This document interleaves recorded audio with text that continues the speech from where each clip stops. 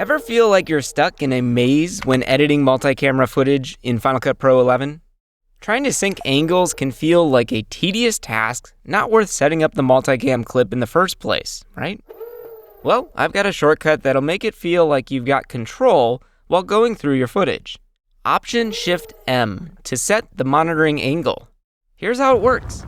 With your multicam clip open, take note of the current monitoring angle, which has the blue display icon. Next, move your cursor over one of the other angles and press Option-Shift-M.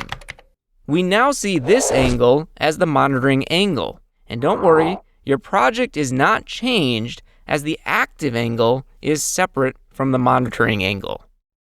While an angle is set as the monitored angle, make adjustments to the clip's position within the multicam clip as needed to sync it with the others.